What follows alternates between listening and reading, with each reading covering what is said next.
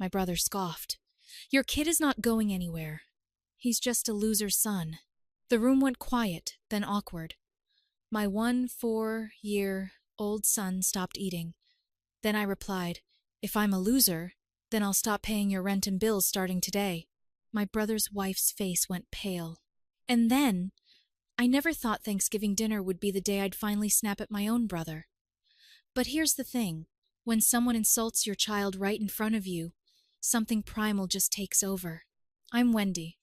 I'm 38, and I've been the family's unofficial ATM for the past 3 years. But that dinner, that changed everything. My brother is 2 years younger than me.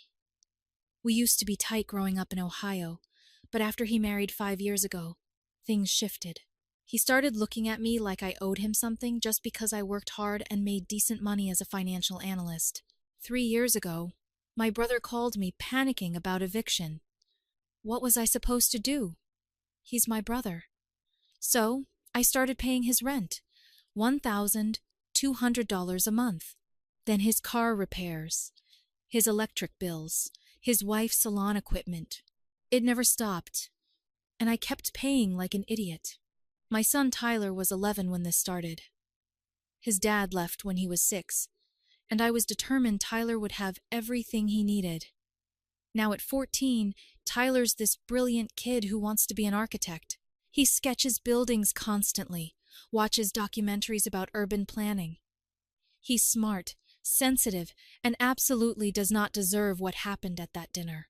We always gathered at my parents' house in Cleveland for Thanksgiving. Mom and Dad divorced when I was 12, but stayed friendly enough to co-host holidays. It was chaotic, but warm. The one day we pretended to be functional. This year, Mom had pulled me aside weeks before. Jenny, 3 years is a long time to be helping him. When does it end? I didn't have an answer. Because here's the truth. While I was paying their bills, I told Tyler, maybe next year, about the $2,500 architecture summer camp he desperately wanted. Do you think that was fair? Because I was starting to realize it wasn't. So, there we were around Mom's table. Mom, Dad, my stepdad's wife Susan, my cousin Rachel from Pittsburgh, my brother, his wife, their 9-year-old daughter, Sophia, Tyler, and me. Turkey, stuffing, the works. Everything seemed normal at first. Then, Dad asked Tyler about his college plans. Tyler's face lit up talking about MIT, about their architecture program, about buildings and design. Everyone was listening, smiling. My kid was glowing, except my brother was on his 3rd glass of wine, getting loud and flushed. Mitt? He snorted. That's rich. The table went quiet. I felt my stomach drop. What's that supposed to mean? I asked carefully. He leaned back with his ugly smirk. Come on, Jenny. Let's be realistic here. Your kid is not going anywhere. He's just a loser's son. The room went completely silent, like someone had hit pause on life itself. Tyler stopped mid-bite. His fork froze in the air. I watched my son's face crumble. This kid who'd been smiling 2 seconds ago, his eyes dropped to his plate, and I saw his jaw clench the way it does when he's trying not to cry. What is wrong with you? My sister-in-law hissed, her face going red. But the damage was done. My 4-year-old son sat there staring at his untouched food, shoulders hunched like he wanted to disappear. And my brother, my own brother, who I'd been supporting for 3 years, had just called my child a loser's son, called me a loser, in front of everyone. Mom's hand went to her mouth. Dad looked like he wanted to flip the table. Rachel's eyes were wide with shock. Even little Sophia looked confused and scared. Something in me just snapped. I put my napkin down very carefully. My hands were shaking, but my voice came out ice cold. If I'm a loser, I said slowly, looking him dead in the eye, then I'll stop paying your rent and bills starting today. His wife's face went completely pale, like all the blood just drained out of it. Her mouth opened and closed like a fish. He blinked, the wine fog clearing for just a second. What? You heard me, I continued, my voice getting stronger. I'm done. No more rent. No more car payments. No more bailing you out. If I'm such a loser, you clearly don't need my loser money, right? Jenny, wait, she started, her voice panicked. Do you have any idea? I cut her off. How much money I've given you to? Over $50,000 in 3 years. $50,000. While I've been telling my son we can't afford things he wants because I'm too busy keeping your roof over your heads. My brother was starting to look sober now, his face shifting from smug to worried. I didn't mean it like that. How exactly did you mean it? Dad's voice boomed from the end of the table, because it sounded pretty damn clear to me. You just insulted your sister, who's been keeping you afloat, and your nephew at my dinner table.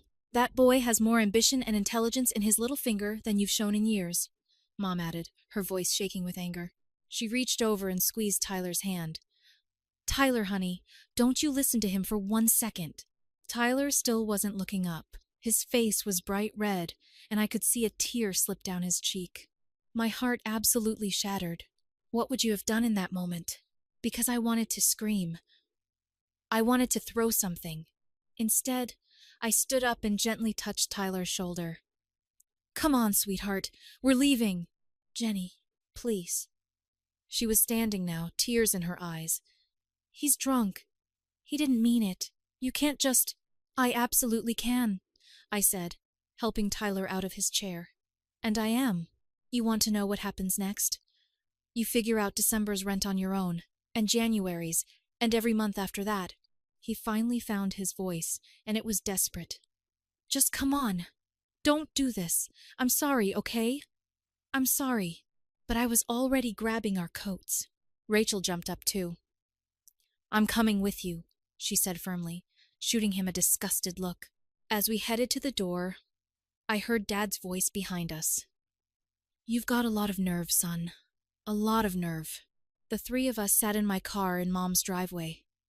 Tyler was crying now. Really crying. And Rachel was in the back seat rubbing his shoulder while I held him. Mom, he choked out. Am I really... Is he right? No, I said fiercely, pulling him close. Absolutely not. You are brilliant and talented, and you're going to do amazing things. Your uncle is bitter about his own life, and he took it out on you. That's on him. Not you. Never you. Rachel leaned forward between the seats. I went to MIT, and you know what? You're exactly the kind of student they want. Don't let anyone tell you different. Imagine having to comfort your child because your own family member tore him down. Can you imagine that? My phone started buzzing. Mom calling, then Dad, then her 5 times in a row. I declined them all. I wasn't ready to talk. Not yet.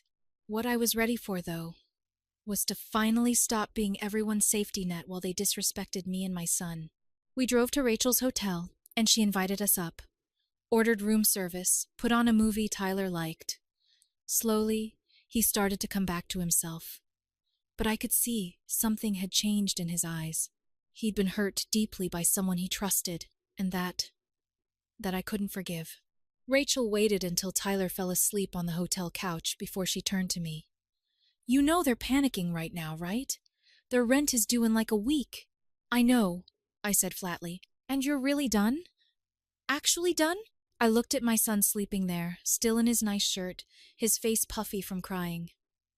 Yeah, Rachel, I'm really done. What do you think? Did I do the right thing? Because that night, lying awake in that hotel room, I kept replaying Tyler's face when those words were said. And I knew, whatever happened next, I'd made the right choice. But them? They were about to learn exactly how much this loser had been holding their lives together.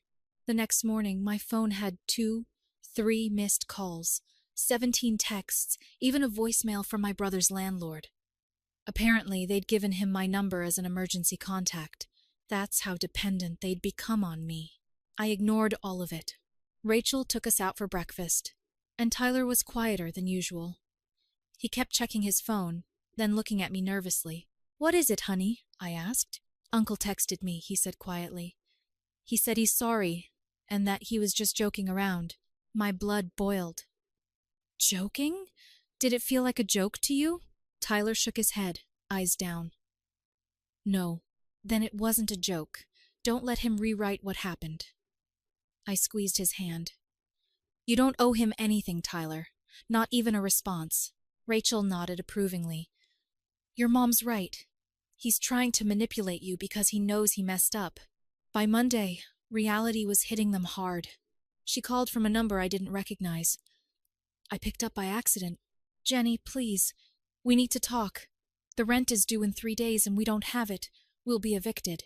That sounds like a you problem now, I said calmly. How can you be so cruel? We have a daughter. Sophia will be homeless because of you. That made me laugh. She laughed. Because of me? I'm not the one who insulted a child at Thanksgiving dinner.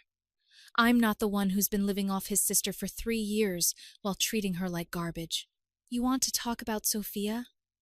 I've been supporting her too, while sacrificing things for my own son. He was drunk. People say stupid things when they're drunk, and I say stupid things like yes when people ask me for money. But guess what? I'm sober now. I paused. Here's what's gonna happen. You're gonna figure out your own life, get second jobs, downsize, move in with family. I don't care, but I'm done. He started crying. Please, Jenny, I'm begging you. Did you beg him to apologize to Tyler? Did you stand up for my son even once? Silence. That's what I thought. Goodbye. I hung up and immediately blocked the number. But here's where my revenge really started. Because I wasn't just cutting them off. I was making sure everyone knew exactly why. Remember how I mentioned I'm a financial analyst? Well, I'm pretty good with numbers and documentation. Over the past 3 years, I'd kept every single receipt, every Venmo transaction, every bank transfer. I had it all organized in a spreadsheet. So, I sent it to my parents, to Rachel, to my brother's in-laws, her parents, who lived 2 hours away and were always bragging about how successful their daughter's life was. The spreadsheet showed everything. $52,847 in total, broken down by month, by category. Rent, utilities, car repairs, credit card payments, even groceries I bought them. And at the bottom, I added one line. Total amount repaid. $0. Then I wrote a group email. Professional, calm, factual. For 3 years, I've been supporting my brother and his family financially while working full-time and raising my son alone. I did this out of love and family loyalty. Last Thursday at Thanksgiving dinner, my brother called my 4-year-old son a loser's son in front of our entire family.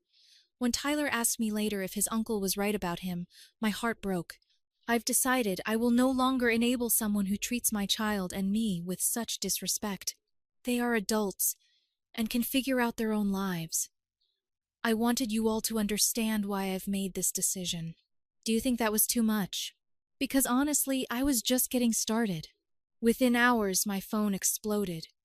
But this time, it wasn't them. It was everyone else. Her parents called me mortified. We had no idea they were taking that much money from you. We would have helped them ourselves. Did you know what he said to Tyler? Did you know what he said to Tyler? I asked. Her mother's voice got quiet. She told us. Yes, it's inexcusable. We're horrified. Apparently her parents immediately called them and tore into them. Told them they were ashamed. Said if they needed money, they should have asked their own parents, not bled me dry. My dad called next. Jenny, I'm proud of you. You should have cut him off years ago. Even Mom, who usually tried to keep the peace, was on my side. He needs to learn consequences. Real ones. But the best part? My brother's boss somehow got wind of what happened. See, he'd been working at a family-owned hardware store for the past year. His longest job in a while. The owner, Mr. Peterson, was big on family values, community, all that. He and his wife knew me because I'd helped them with some tax paperwork once. Apparently someone, I suspect Rachel, ran into Mrs. Peterson at the grocery store and mentioned what happened. Small town energy even in a city. The next day, my brother got called into Mr. Peterson's office. I only know this because he called me furious. Did you tell my boss about Thanksgiving? He just lectured me for 30 minutes about respecting family and said he's disappointed in me. He's watching me now, Jenny. If I screw up even once, I'm gone. I didn't tell him anything, I said honestly. But the truth has a way of getting around. Maybe don't publicly humiliate people if you don't want to face consequences. You're destroying my life. No, I said coldly. I'm just not saving it anymore. There's a difference. He hung up on me. By Wednesday, rent day, I got a call from Rachel. She was laughing. You need to hear this. I just saw them at the bank. They were trying to take out a loan and got denied. She was crying in the parking lot. Good? I said simply. Jenny, you've become ice cold. I love it. But I wasn't done. That weekend, I did something I'd been putting off for 3 years. I took Tyler to visit MIT. Used the money I would have sent them that month, $1,200, and we drove up to Boston, toured the campus, met with an admissions counselor who was incredibly encouraging.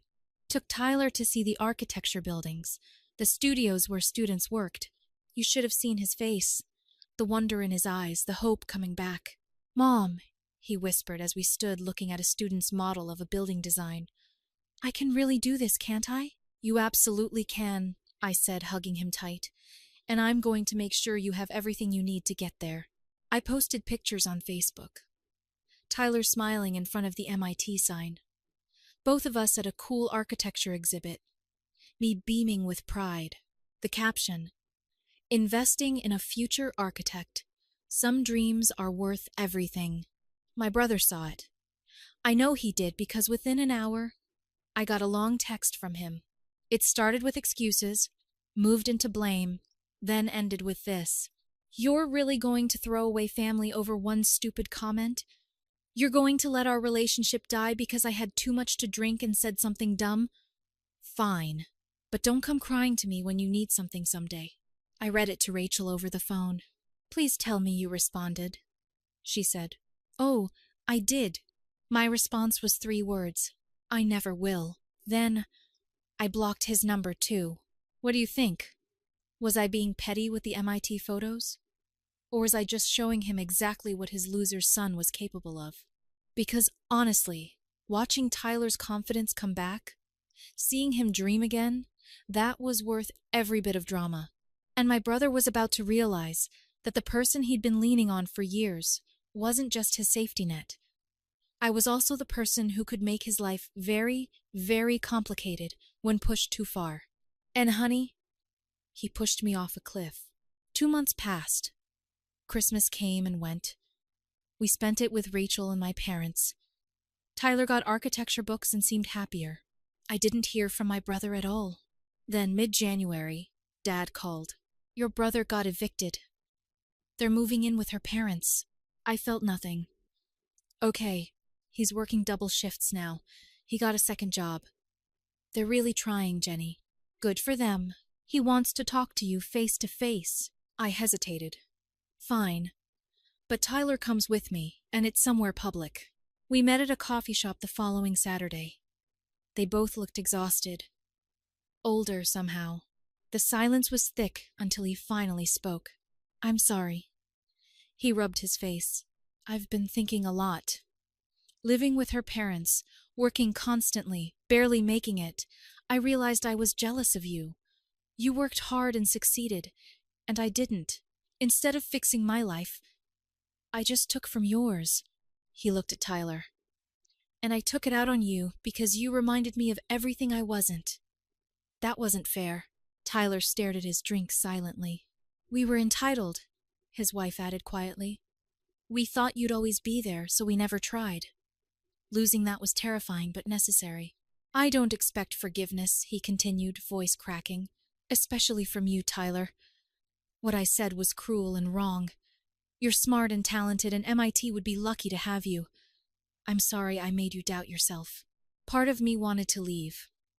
But another part remembered us as kids. Actions matter more than words, I said. He nodded. I'm in therapy now, dealing with the drinking and everything else. I'm keeping both jobs. We're paying her parents' rent even though they said we don't have to. I looked at Tyler. What do you think? He was quiet, then looked up. You really hurt me, I know, my brother said, and I'm going to prove I'm better now, however long it takes. Tyler nodded slowly. Okay, but I'm not forgetting. You shouldn't, he replied. Remember that people can mess up and still work to be better. We didn't hug or make big promises, but we agreed to try. Over the next months, he actually followed through. Stayed sober, showed up to family dinners on time, asked Tyler about his projects, genuinely interested. In March, Tyler got accepted into a summer architecture program with a full scholarship. When I posted about it, my brother commented, "So proud of my nephew. Can't wait to see the buildings you'll design." It was small, but it mattered. By summer, things were better. At Sophia's birthday party, he pulled me aside. "I'm never asking you for money again, but I want to ask for forgiveness. Not today, maybe not this year, but eventually." I watched Tyler playing with Sophia, actually smiling around his uncle. "You're earning it. Keep going." At Thanksgiving that year, my brother stood up with sparkling cider. No wine anymore. Last year at this table, I said something unforgivable. I hurt my sister and nephew and nearly destroyed our family.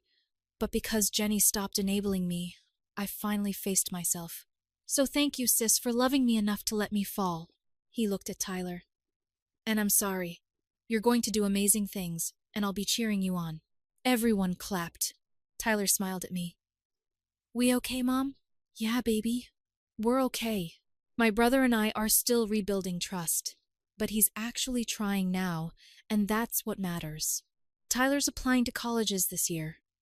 MIT at the top, and I have real savings now because I'm not funding someone else's life. My loser's son is going to change the world someday. And sometimes, the best revenge isn't destroying someone. It's letting them fall, watching them rebuild, and being there when they finally become who they should have been all along. Thanks so much for listening. If you enjoyed this story, I'd really appreciate a like. And if something resonated with you, or you think I handled things differently, please share your thoughts in the comments. Your support means everything. Thanks for watching.